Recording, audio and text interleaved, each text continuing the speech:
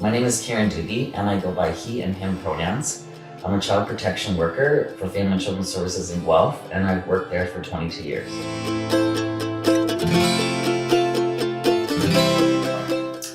I think I knew I was trans when I was about 3 years old, and when I've heard other stories, it seems to be kind of the age where people kind of recognize their gender identity. And when I was growing up, I thought I was a boy.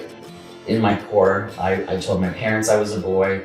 My mom used to do a baby book about, each year of my life, and every year she'd write, my old name used to be Karen, so Karen thinks she's a boy. And I'm like, I am a boy, and I kept telling them that, but they didn't, of course, listen to that. I think the younger generation are getting it, that we're not this or that. Like, we can express ourselves and be in a spectrum, and it's not just one or the other. It's the older people that have known me for a long time that have trouble with my pronouns. Not so much anymore, but at the beginning, people had trouble, they mispronoun me, and people like them, I know they have that sense in their stomach, like, oh my God. And I've mispronounced people too.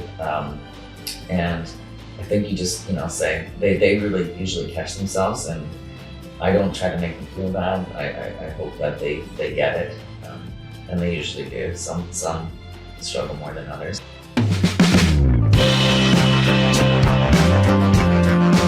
I remember every birthday, and today is my birthday, by the way, I wish on my birthday candles that I would grow hair on my chest like my dad. And that was, I wish that every year. Kind of like Pinocchio, I wished I was a real boy. Growing up, like many other people I've listened to, there was no language for what it meant to be trans back in the 60s, 70s. Nobody talked about it. There was no role models, nobody I had to look up to. So I just sort of went along with that, believing I was a boy all through my early childhood. I used to wear no top when I went swimming. My parents let me do it at the cottage, but I remember one time going to swimming lessons, and my mom was up in the lobby, so she couldn't get to me. So I walked out there on the deck with no top on, and my mom was like mortified, like, oh my God, what's happening? But that's who I was. I did not want to wear that top. I wanted to wear just the bottom so that I looked like a boy, because I really felt I was a boy.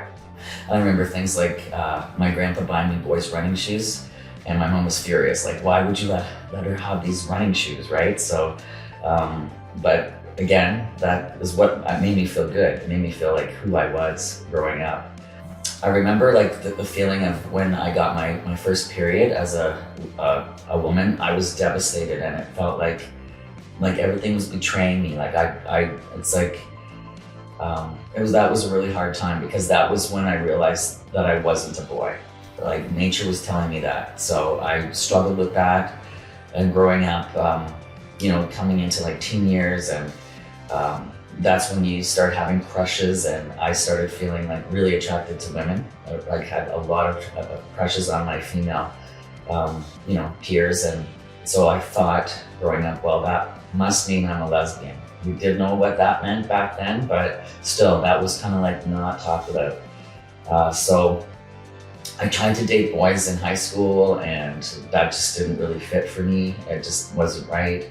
Still was attracted to women. So still felt I was male, and so I didn't know what to do with that. I remember feeling like really kind of distressed about it, and so dated women, and then when I was 17, my parents found out I was lesbian at that time. So they kicked me out of the house. So my parents made me move out. I was still in high school, and back then we didn't talk about what it was like to being gay. Like, I didn't talk about it. I just sort of went along with that. I had older people that I was hanging out with back then, so in their 20s. I was in like 17, and they became kind of my peer group, my family. And then I remember trying to really hide that. Like, I had to end up, struggling, working on my own, trying to make a living, like many kids that I work with now, and trying to finish high school. And that was really hard. And then it was around, I think, my early 1920 that I started really coming to who I was in terms of the LGBTQS+ community, and that was kind of became my people. But then that was kind of still hidden from me a little bit from my other friends and family.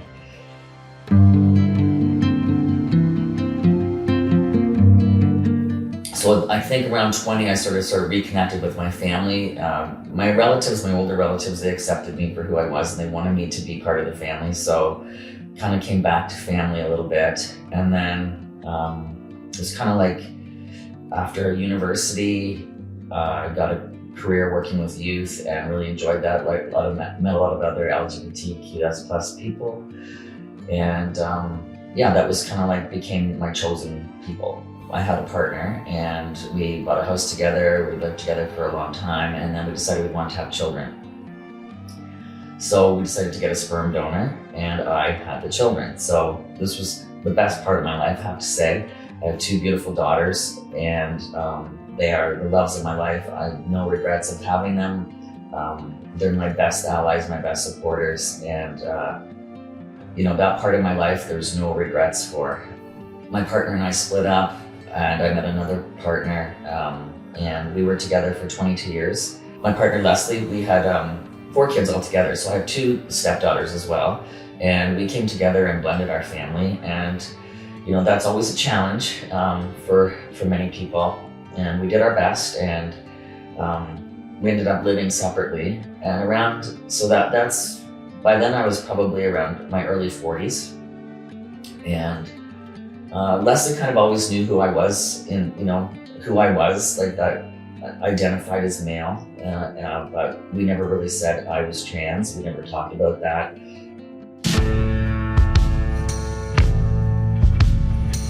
And so then I just said, like, I'm really not happy with how I feel, who I am on the outside. So I decided to have top surgery. And I went to a clinic in Mississauga and paid for that myself, and had that. I was privileged enough to be able to do that.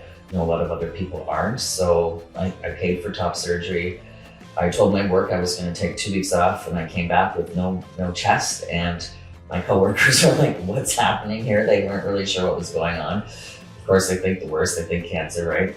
So that wasn't it. But again, I wasn't there yet to kind of tell people how I was identifying. So that went on for, I was, going through the world. I thought I looked very masculine, and I wish we could have some photos to show. At the time, I looked at myself in the mirror, and outside I thought I presented very masculine, and I thought, well, of course people are going to say I'm a man, but I was getting misgendered. People were calling me ma'am, and how are you gals? And I just hated that. That drove me crazy. Like, it really upset me. And my partner at the time, Leslie, like she always knew that upset me. So it was around 50 when my mom got cancer, and she passed away quite quickly. And I think at that point, it was like, my parents were both gone at that point, and I thought like a light bulb came on for me. It's like, life is short. You have to be who you are. You have to be your true, authentic self. Like, you're not going to get a second chance at this. So I decided to contact, I saw a pamphlet actually came into our agency for the Arch Clinic in Guelph. And I looked at it and I thought, yeah, this is me. This is what I need to do. This is what I want to do. So I contacted Arch and got put on a waiting list. And I went to Arch and I walked in the door, and there was Deanna, my old high school friend. And she said, "I know who you are." And I was like, "Oh, yes." And so it's funny, the people that know you from high school. So anyway, in a small town of Guelph, you kind of know a lot of people. So yeah, it was great. Deanna was really supportive, and we, when you decide what you want to do, there's no questions asked. They believe you. They know that you know yourself best. And I started hormones the very next week. So that's when I started my real transition in terms of hormones, and it changed how I was. So my first change was my voice, and then I started growing some facial hair, and everyone who's transitioning from female to male loves the facial hair. It's like such a great thing. Then I told my work and went to HR, and I said, "I want to let you know that I'm transitioning from female to male, and my name's Kieran." And picking your name, like, wow, that is hard. Deciding what name you're going to go by, it was quite a journey. So I picked my dad's middle name, which is Leroy, because I always thought growing up it was such a funny name. So I'm Kieran Leroy now, and got my ID changed, and that in itself is a process. And I know everyone probably knows how hard that is. But yeah, so my HR said, how do you want to tell people, how do you want to tell your colleagues? Like I've been there, 15, I think 16 years at that time. And I just said, well, just send an email out, tell people I'm changing my name. And if they have any questions, they can come and ask me. So it went really well. And I was really lucky and really had supportive colleagues. And then it was time for me to tell the youth I worked with. And a lot of kids I've worked with, I've had on my caseload for many years, since they were very young. So, I take them out and I say, hey, I just want to let you know I'm changing my name to Kieran. I'm transitioning. And I'm expecting this great big reaction. And all the kids are like, yeah, no problem. They kind of probably already knew. So I was really, really lucky. Had support of my family, my friends, kids I worked with, colleagues. So that is in itself a privilege, because I know a lot of other people don't have that support. And that can be very difficult. A lot of people end up relationships, with their family. I mean, I guess I dealt with that in my younger years, but was very fortunate to have the support of my family at this stage in my life.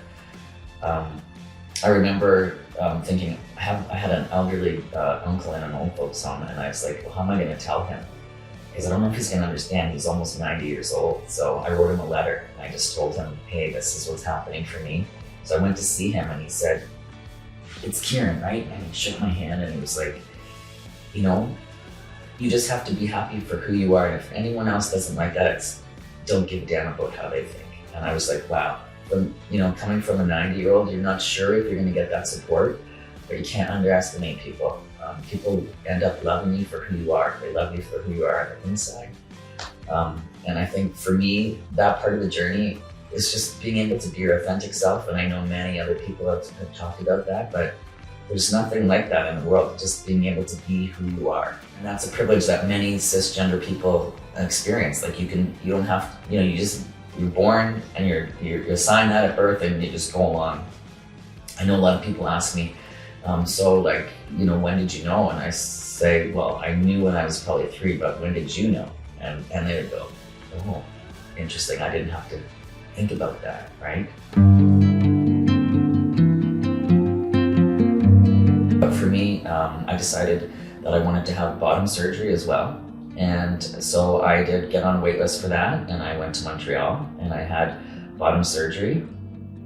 And I met a lot of beautiful trans women while I was there. I was the only male, so I was surrounded by beautiful women, but we could not sit down because we couldn't, we had to all eat our breakfast standing up and our meals together. But I met a lot of wonderful people, and it was very, very humbling for me to see people from all across the world. I've met people from Texas, Greece, Alberta, BC, and a lot of us still stay in contact. And I met a lot of people that were younger than me, but I also met people that were older than me. So there's no timeline for transitioning. If you want to, it's your journey. When you want it, when it feels right for you, that's when the time is right. And for me, it was in my 50s. Some of the women I met when I had my surgery, some of the stories were just so hard to listen to, like people that lost their entire family, their children, their wives, their partners, because of who they were. I look back and I think, do I have regrets? Do I wish I had done this sooner? Sometimes I do, but then I wouldn't have had my kids, and I just wouldn't be who I am. So this is how it was supposed to turn out for me. This is what was planned for me. So why I think it's so important that I can be who I am at work is because a lot of youth that we're working with are coming to us and they're identifying as non-binary trans. And a lot of the youth that we're working with now, from the age 16 to 18, before we couldn't provide them with child protection, those kids fell through the cracks. And we all know that the 2S LGBTQ plus community, those are the kids that are homeless, those are the kids that are suicidal, those are the kids that are struggling because a lot of times they're rejected from their families and they are on the streets. So now we can provide services for them here at our agency. And I think it's important that people see themselves in the services that they receive. It was funny, one of the youth that happened to meet at the front desk, and this is when it's not the youth I work with, but a youth that came to the agency, and they identify as trans. And so we had a conversation, and he was like, well, why didn't my worker tell me you were trans? And I giggled because I thought, well, Nicole's not going to tell you that, but they were just so happy to meet somebody like them.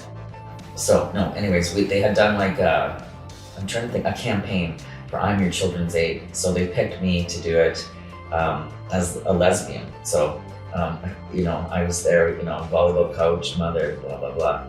And there's a big picture of me in the front lobby. So then I said, well, now we need to change that. We need to make a new poster. So my work was really supportive, and they brought a photo shoot out and we did a whole new campaign, I'm Your Children's Aid, and it's the new me. And I talked about being trans, and I think it's so important for the kids that I work with to have role models. And that's why I put myself out there to do that.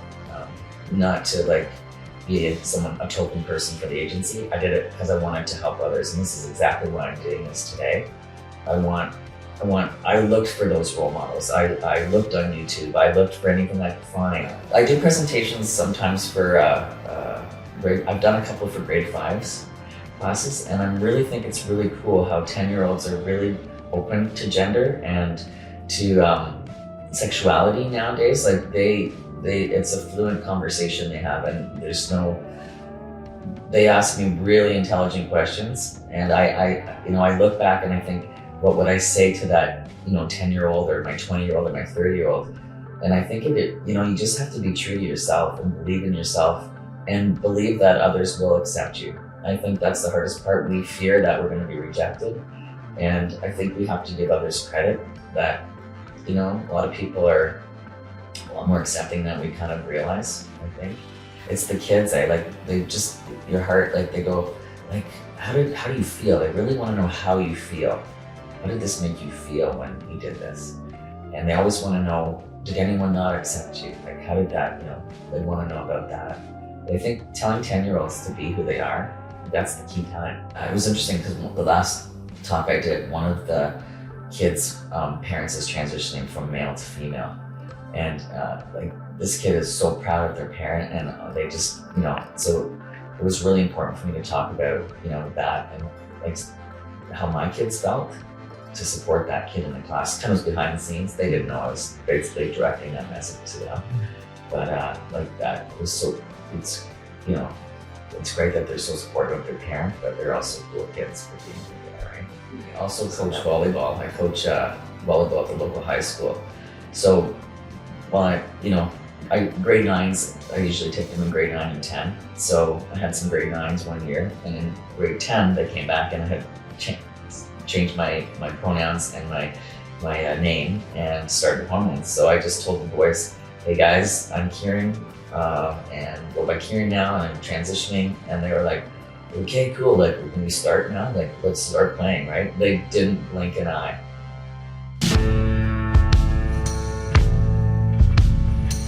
Well, you know what? It's funny because I think I'm just finally coming through puberty. I feel like I've done that 13 to 17, 18. So I'm really excited about being who I am and walking in the world like this for the rest of my life, just being who I am. I'd like to get more fit. I'd like to, really try to have the body that I've always wanted. So that would make me have to exercise and work out. So I'm gonna maybe try to do that as my dreams and goals. Grandkids, my stepdaughter just had a baby girl, so I'm a grandpa now, young looking grandpa, but that's exciting. I look forward to grandkids and spending time with them. And I'm looking forward to winding down my career and just retiring and traveling, doing fun stuff.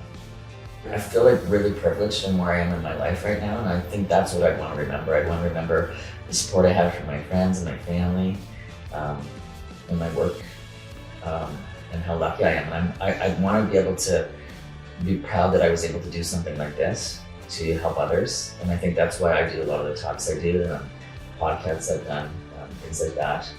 I'm also a trainer for OACAS, that's the Ontario Children's Aid Society. I do the SOGI training, which is sexual orientation, gender identity, and expression. So we're going on a road show across Ontario, and we are going to train all the children's aides to look at child protection through a SOGI lens, we call it, so that we really are servicing the kids and families in a way that they have the right to be served. And it's we're not missing anything, and we're counting people. We're doing identity-based data collection. Because I think that's so important. If people aren't counted, then we don't exist, and services for us don't exist. I remember doing it and like not seeing myself on the census. I'm like, what? You know, we need to be counted.